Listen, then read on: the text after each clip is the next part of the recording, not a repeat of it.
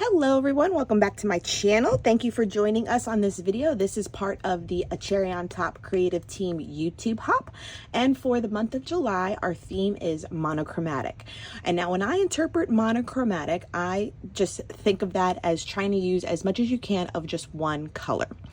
So I know on my channel, when you followed me on the hop, I've done mini albums. I've done 12 by 12. I've done like art journal pages. Last month I know I did a spread 6 by 8 in my like story album. And so I want to bring it back to a little bit of an art journal, but keeping it very simple. Okay. And what the supplies I'm using are mostly from initially the new cherry box. So this summer box includes products from 49 and Market, the butter collection. So my main color is going to be yellow. So I've pulled out these from the ephemera bic, the pit. These are the laser sheets from the mini butter pack that was included. These were just right here. Those were right there. It was this mini pack that was included. So I'm using one of the 12 by 12. So the butter. Using this sheet, use those. We can cut out this, but then the additional stuff. So part of my reasoning is I'm trying to start creating in the blue denim Dina Wakley art journal book. I have done very, very little in here because I think for a lot of us, I have prepped pages because I've been playing with product, is the intimidation of the different canvases. So we have like denim, there is this thick watercolor paper, there is that burlap, and then the thick watercolor canvas paper repeats. And so I know on these burlap pages, usually I've seen her, so she's my inspiration. She'll always like stitch in like a tag that she made, or like a page that fits in the middle with just the burlap at the edge. And so that's what we're going to be doing, is trying to make something on here first, you know, the heavyweight cardstock from 49 Market, and then we're going to stitch it in here on the burlap. So that way this page at least can be a little less intimidating, and I can always go, you know, crazy on these and then figure out later on how to play on the denim. So all that's in here so far, as you saw, was this one from earlier on for Cherry on Top when I was playing with the new Dilutions. And then this has just been prepping pages to see how they act. So this was oxide inks in here. These were, if I recall, these were the Dina Wakley gloss sprays. This was me just collaging in a like cocktail napkin, and because I just wanted to see, this is just gel medium to do it, and it did stick quite nicely and make the burlap a little bit more sturdier. So this will now be less like porous. So that's what I was just testing out there. And then I just tested out stencil butter through a stencil, and it dried perfectly, if you can see that. So I just wanted to see, like, does this take it and will it dry, or will it like seep through the denim? And it took it perfectly.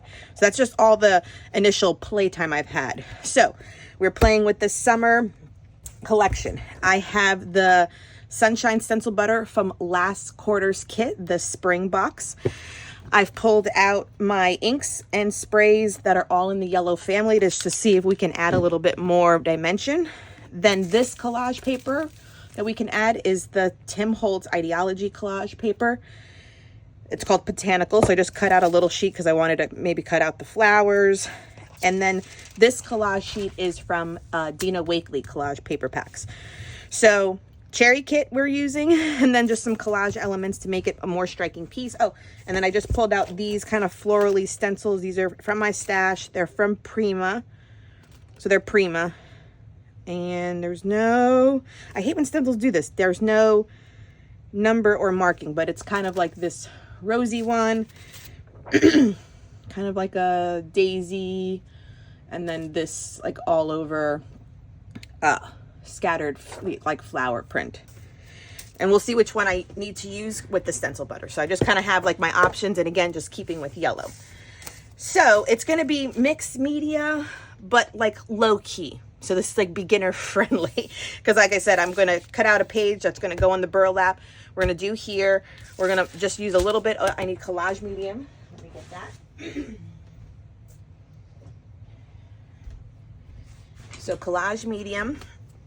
And then we're just going to embellish it a little bit and then put the page into here. So first, let's definitely measure out and see how big it has to be. And I don't measure, I just mark. So I'm just gonna leave like a little bit of an edge, so we'll mark it here, and that's what our base will start with. And then a little bit of an edge, and actually I like this corner better. And we'll mark it here. Okay, let's get creating. So let's get creating. So I did mark it off so that there was a little bit of an edge when we finally attach it to the burlap. That just worked out better for me. Yeah, that's how I like auditioned it out. And so the first thing I'm gonna do is adhere the face collage paper onto the paper. So what I'm gonna get is like just a piece. I have like deli paper, like a big box of it, that I just always lay down on my desk, so in case my surface gets sticky in any way, I can be able to wipe it up. But I know at first I was just like, oh well, the whole face is not going to fit, so let me just cut off the inch or so that is all around the edge that is excess, and so I just trim it off. So that's the easiest way to work with the collage paper. What's really good about the collage paper too is because, especially with Dina Wakley product, if you use her collage paper and then her collage medium, it definitely melts into your paper slash surface slash background the best. I think obviously they always design it in that way where that collage medium does well with her products in general. So as you can see, I just did a thin layer of everything, and you can see how it easily melts into the paper, and you can still see yellow through, which is actually the whole point, because if it covered it up and became opaque, then that defeated the point of me having yellow paper to start with. Now something like the background as well, it's you could have done it with your sprays and inks. Now I have them out because I thought I was going to add to it, but the yellow definitely still like was strong in the background, that I didn't feel like it needed it. But you do see me, once a lot of it is done, add a few spritzes just for some splatters and stuff. But if you are starting off from just a plain white piece of cardstock, definitely include all of your inks. The only thing I will say, keep in mind, because remember always the distress line is water reactive, and so is dilution. So if you do it and then you do collage on top, just know that the inks underneath it may move, because you'll reactivate the product itself. Just keep that in mind. So here I am adding a few of the floral elements from that Tim Holtz collage paper as almost like her headpiece. I always have a affinity for like a Frida Kahlo flower headband. I just love it. I think I've done that birthday party for my daughter. I've had that party simply because I want to wear a flower headband. That is the only reason. And in my house, I probably have a good like six of them made, and I make them all the time. I just love the look. I think it's always so feminine, and if you know me, you know I love flower anything. So an excuse to wear a flower headband by all means. So this is an older Prima stencil that just has these flowers on it. I have like 3 different flower stencils to use, and I'm using the Sunshine Stencil Butter from the Crafters Workshop. This product was in last quarter's cherry box. I think I had mentioned that.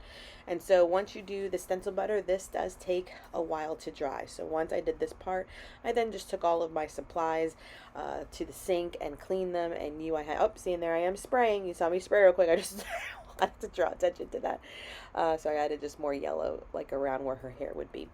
So everything gets cleaned, this gets dried, and I think I come back to it at night, and that way it's a whole new kind of session. And all I did was take out some distress stain. This was more of, I think it was spice marmalade. It might have been an orange, just to kind of get a little bit more dimension. And this is when we're just going to add in all of the ephemera. So the little clock, the little daffodil, those are all from the laser die cut pack from 49th and Market. This is the butter collection, the butter color.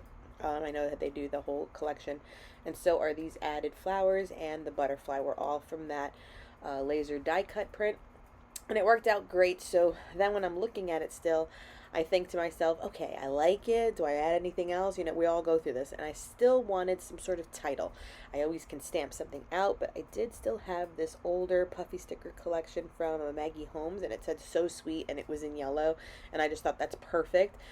So it stuck it down, and the thing is though too, I don't know if I show it, but I do go back and add wet glue behind it because it was coming up. And in order to attach it into my book, I'm adding the branding strip to the edge just for more yellow, and then I do use my tiny attacher to add it in. I don't actually put it through my sewing machine because I just did not want to figure that out into a bind book. So this tiny attacher worked. I just made sure to do it under some of the ephemera so that the staple wouldn't show. And that's how it did the book. And it worked out perfectly. And it turned out so good. I need to do monochromatic more often. Maybe the back page I should do all green or all blue or something like that. I'm definitely in for the challenge. Okay, that will wrap up this layout. I loved how it turned out. I was able to hide those staples behind some of the ephemera on the page. I also enjoy having some of it interact with the edge so that it didn't all stay in the rectangle, and it's monochromatic. It's mostly yellow. And even on the back side, you can barely see where the staples are. So no matter what I do on this side as well, it'll be able to go on just as easily. And now I have another page in the burlap book. So fun.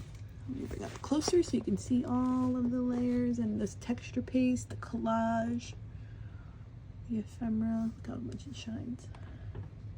And then the little title piece from that Maggie Holmes collection. So cute too. All right, thank you so much for joining us. I will leave the list of everyone else that you need to hop along on this YouTube hop linked down below. Tons of inspiration for you, and they're all monochromatic. So I'll leave it linked down below. I will leave as much of the products I used down below as well for your shopping convenience. Until next time, everyone, thank you so much for joining me. Give this video a thumbs up, and until next time, bye!